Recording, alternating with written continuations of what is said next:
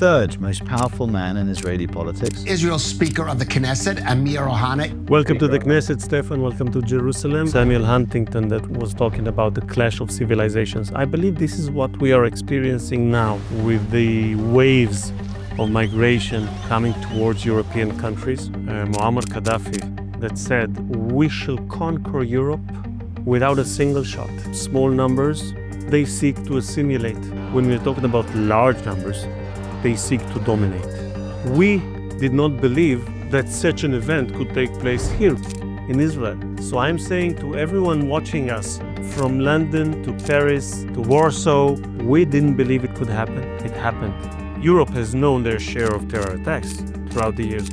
Not in such a magnitude, not in such a fashion. So be aware, prepare, defend. They managed to persuade so many people that Israel is the Goliath in this story rather than the David that it really is. We're a small, tiny country. We are extremely outnumbered comparing to the Muslim world of 1.2 billion people. Is there a political will here in Israel to attempt to topple the regime in Iran? There is no other precedent in the history of mankind, as far as I know, of a people that for 2,000 years have not forgotten their ancestral homeland. Next year in Jerusalem, and we are so fortunate to live in a generation that have fulfilled this dream. We have come back to Jerusalem, but this time, never to leave again. The Speaker of the Knesset. Welcome to the Knesset, Stefan. Welcome to Jerusalem, and hello, viewers. Thank you so much for having us.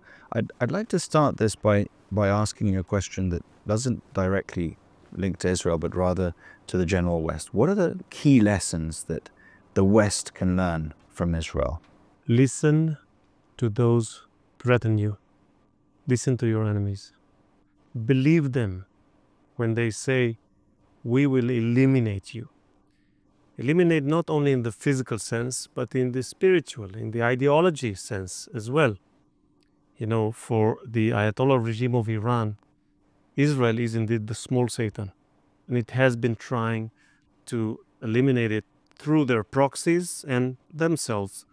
But the United States of America and the West are the big Satan. This is what we failed to listen to before October 7th. We knew Hamas was a terror organization devoted to kill Israel, but we didn't really prepare ourselves for such huge mass murder as we experienced on October 7th.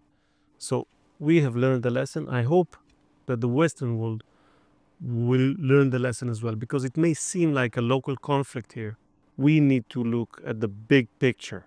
This is what Samuel Huntington referred to as the clash of civilizations. On the one hand, the radical Shiite Islam trying to force themselves upon the region and later on the world with their dark policies and their intolerance towards women, towards LGBTs, freedom of speech, and so on. And on the other hand, we have the free world, but within it, we have the useful idiots, the woke organizations, the progressives, the extreme left that works against our immune system as a free world. This is what they do. So I think the lesson is we need to believe our enemies when they say we are after you and we will eliminate you. We need to believe that they are about to do so and prepare ourselves and defend ourselves. How big of a threat is the Islamic regime in Iran, not just to Israel, but more broadly to the West? Well, it's not only to the West, it is also to the moderate Arab countries, to the Sunnite world, that they pose a threat to. I think many countries realize that. I was fortunate enough to be a minister in the government that signed the Abraham Accords. You know, for many years, we in Israel were told, you will not reach a peace agreement with any other country. We had Egypt and Jordan until you resolve your conflict with the Palestinians. And so many governments didn't even try.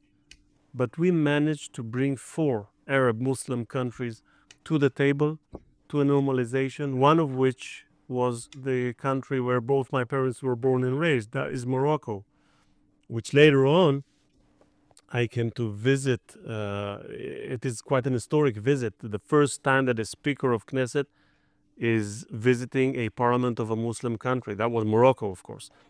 And we were on the verge of expanding the circle of peace even further with other moderate Sunnite countries. Saudi Arabia is the main one, of course. And this is exactly what Iran was trying to stop through their proxies of Hamas and Hezbollah. Gladly, so far, we can say no country has been backing off the Abraham Accords, as well as we hear positive statements coming from Saudi Arabia that the normalization with Israel is still on the table. So this is the path, this is the way we should go to, and we believe we can make peace, but from a powerful position, from a position that we will rebuild our deterrence in the region, which was severely harmed on October 7th, but I believe is being re-established in the region. There's been two direct attacks by the Islamic regime on Israel, one on the April 13th and one on October 1st or the night of October 2nd. There have been two retaliations. Does Israel want its Western allies and partners to partake in these responses against Iran? And is there a political will here in Israel to attempt to topple the regime in Iran? There has not been merely two attacks from Iran to Israel. There has been countless attacks through their proxies. You know, we can talk about Hamas, the Palestinian Islamic Jihad, the Hezbollah, the Shiite militias, the Houthis. These are all merely proxies of Iran. So there has been countless attacks towards Israel, two of which were directly from Iranian soil.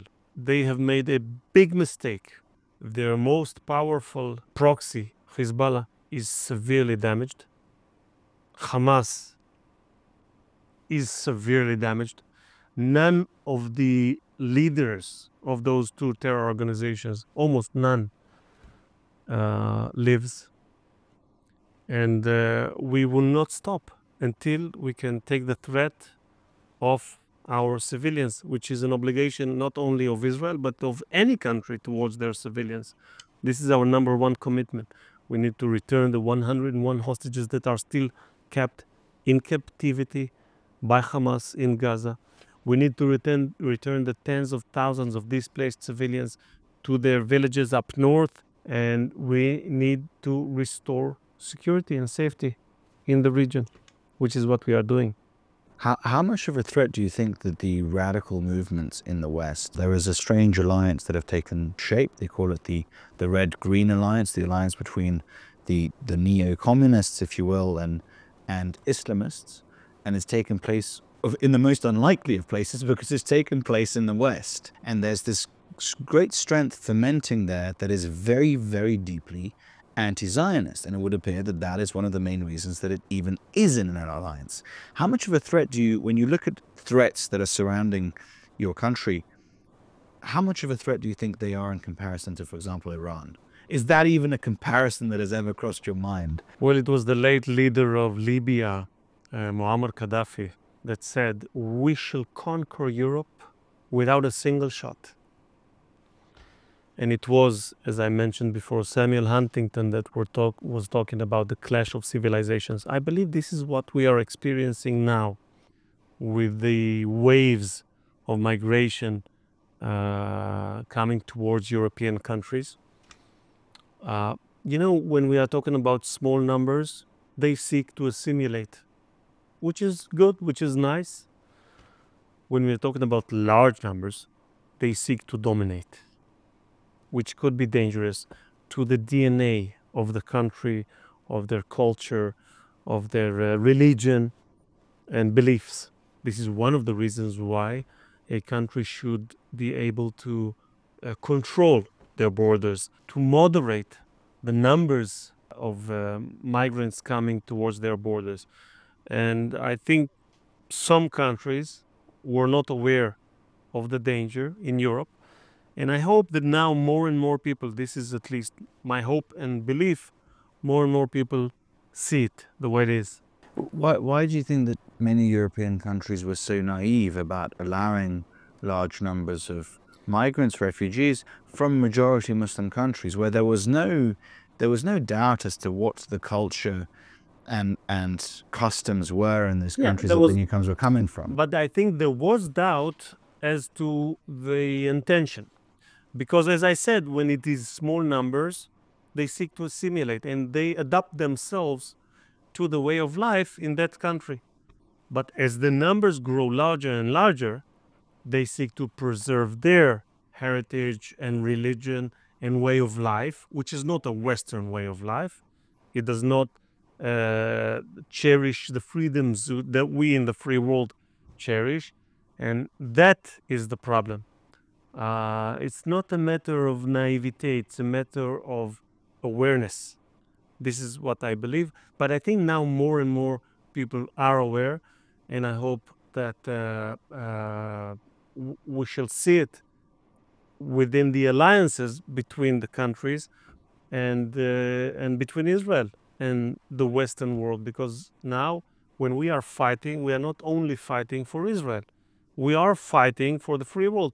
Is there anyone that thinks that if, God forbid, we lose this war, and let me take it even further, the state of Israel will be vaporized, they will stop?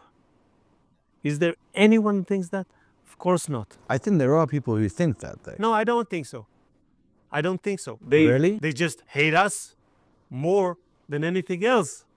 So they wish that Israel would vaporize. I really believe that the liberal, the woke on campuses waving Palestinian flags, I really do believe that they are naive. I really want to believe that they go to these campuses, they're sitting in their tents, they're shouting free Palestine. They're really stupid. They're convinced that if Israel disappears, the Palestinians can return to their land, they will establish a lovely, peaceful Palestine, and everyone will live happily ever after. Let me tell you, Stefan, I think they are merely stupid. They do not realize what the big picture is. They romanticize the idea of the noble savage, the idea and the movements for what they are not, because they do not realize that if indeed the radical Islam, Shiite Islam would rule, gays will be hanged, as they do in Tehran and in Gaza. Women will not be allowed to drive a car or to walk freely without a burqa, and so on and so forth, and they cannot express themselves with the freedom of expression. So I think they are merely stupid. What do you think are some of the intellectual reasons that these movements have become so strong in the West? Because these aren't isolated cases. We're not speaking about a few hundred people. We are speaking about, we have seen the scale of the marches in London, in Washington, in Toronto. We've seen the demonstrations on all the major college campuses. This isn't a fringe phenomena. This is actually quite a deep-rooted movement. Well, first, what are the intellectual? Where does the intellectual foundation come from? First, we need to recognize that there is big money flowing to those organizations from the many of the Islamic world. Many of the radicals fund those organizations, those progressive organizations. They manage to persuade so many people that Israel is the Goliath in this story rather than the David that it really is. We're a small, tiny country. We are extremely, extremely outnumbered comparing to the Muslim world of 1.2 billion, 0.3 people. 56 Muslim countries, 21 Arab countries, most of which were at least extremely hostile towards Israel. But recently we managed to change and to shift many of them. Now many of them realize that Iran is an enemy of them as much as it is an enemy of Israel. But it's a process. It's taken years, it has taken years, and it will take years until we can achieve peace in our region. October 7th was one of the most traumatic experiences in the history of the Israeli state. The most, I believe we can honestly say, the most traumatic event. And we are still deeply traumatized. And we will be traumatized, I think, for centuries. Many years after we are all gone.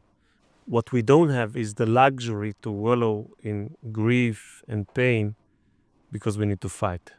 That this is what the, may I say, holy soldiers of the IDF have been doing since, and this is what the state of Israel has been doing since October 7th.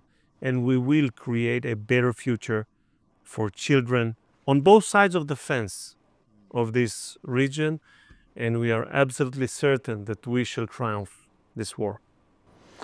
Do you think that an event like October 7th is possible in the Western world, outside of Israel? The answer is yes. We did not believe that was one of our mistakes, that such an event could take place here in Israel. So I'm saying to everyone watching us, from London to Paris, to Warsaw, to Rome, we didn't believe it could happen. It happened. You should believe it can happen. Europe has known their share of terror attacks throughout the years. Not in such a magnitude, not in such a fashion as October 7th. But who can tell me it is impossible in Europe? No one. No one can tell me. So be aware, prepare, defend. Yeah, this is quite worrying. I'm thinking about that. I was going through my head through a list of terror attacks that have taken place in Europe in the last few years, from the Bataclan to Nice, to the murder of Père Hamel, to the murder of Samuel Paty, the liberal French teacher who was teaching in the banlieue parisienne, and who was, teaching the values of, he wasn't an ideologue, he was merely a representative of the French laïcité, the idea of secular France. Charlie Hebdo, Of course. Hyper Kasher. What are some of the concrete steps, as an Israeli and as an Israeli politician? You represent a country that is highly militarized, that has compulsory training, that has very strong borders. These are all things that you have implemented out of necessity rather than out of desire. It's not, would that be a correct assessment? Yes, of course. What are some of the concrete steps, if you were to advise, if you were to be hired as an advisor by the European Union as a security expert, what are some of the concrete steps that you would suggest for Europe to implement over the coming decade, for example? Number one, I would say in Israel, military service is mandatory. We have been amusing ourselves with the idea that maybe we don't need it anymore because the age of the big wars is over, and peace is on the way. But of course, now we have left this fantasy. I have been in touch with many of the German politicians throughout the years. And in Germany, it used to be mandatory, but they have passed a bill that it is no longer mandatory. Many of the German politicians regret that they have passed this bill. They wish they could go back. It's not easy politically wise. For several reasons. One is, of course, they need to be strong. They need to face the threats. But the second reason, it had a great way to integrate the different parts of society, to bring them back together. This is a very positive side effect of the military service. We have it here in Israel. Mandatory military service, I would do that. Second thing, it's always a trade-off between the liberties and the security. I'll give you one example. In Israel, if you walk into a shopping mall, and it has been like this for many, many years, you open your bag and you let the security guard to go into your things to make sure that there is no explosives, weapons, and so on. Now, is it a violation of privacy? Yes, it is. But we take it as a normal thing because life comes first. We need to defend life. I think in Europe, many countries have yet to realize that idea, that life comes before other things that we do cherish. We do cherish the privacy, and we would not like anyone to just shove their hands into our bags. But it's a price we are willing to pay to defend lives. It's just one example. But in this trade-off, I think that more and more European countries need to shift a bit more to preserving life, to security, to defend themselves, even if they pay a price for that. What is the current breakdown of threats that Israel is facing? If you could explain it in a sort of holistic way. The number one threat is, of course, the Ayatollah regime of Iran, which, as I said, poses a threat not only to Israel, but to peace entirely through their proxies. Now, let's go on about the proxies. With Hamas, I can tell you that we have destroyed completely probably 95% of their missile launching capabilities. We have eliminated their almost entirely their military leadership. The one that is still left is Mohammed Sinwar, the brother of Yahya Sinwar. We have returned most of our hostages, mainly through the deal, some through military operations, but still 101 to go. And we are obligated to bring all of them back to their families. And we have probably destroyed tens of kilometers of the terror tunnels underneath the Gaza Strip, but still hundreds of more kilometers to go. So we still have a way to go until we can say we have brought a total unmitigated defeat to Hamas, which is the goal. Regarding Hezbollah, we have struck them very bad. They gotten some very serious blows. Of course, their mythological leader, Hassan Nasrallah, is no longer with us. We eliminated him as well as other Hezbollah leaders, but they are still firing towards our villages and settlements up north. So we need to continue until we can bring our displaced civilians back to their homes safely, which we cannot do right now. This is a very serious blow to Iran, to the Ayatollah regime. They expected we cannot attack them because they have Hezbollah on our borders, and they will strike hard. Hezbollah can no longer strike hard. Even when we have eliminated Hassan Nasrallah, they couldn't retaliate in such a fashion. So they still fire, but not as hard as they would like to be and as hard as the Iranian regime would like it to be. You know, it is up for the Iranian people who will rule them. It is up to them. We had great relations with the Iranian people before the revolution of 1979. My late cousin used to work there, building, not in the Mossad, he was building bridges and roads, and we had great friendships between the people, and we believe that it could come back.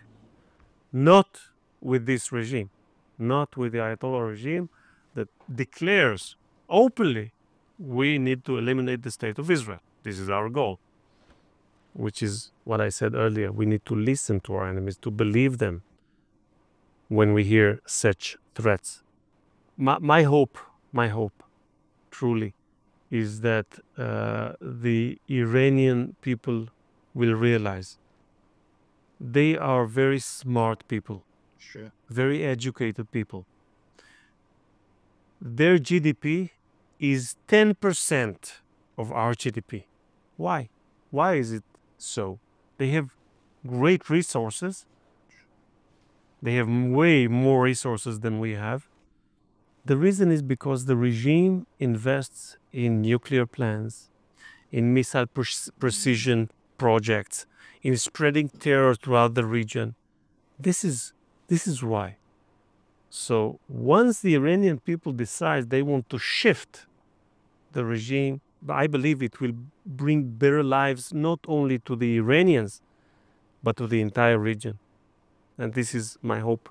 You've been winning militarily, there's no doubt about that, and you've been doing well against Iran's proxies in general, and even the Iranian attacks, I think many in Israel were relieved in some sense that the capabilities that Iran displayed were lesser than assumed. But one field that you have been definitely underperforming is public relations.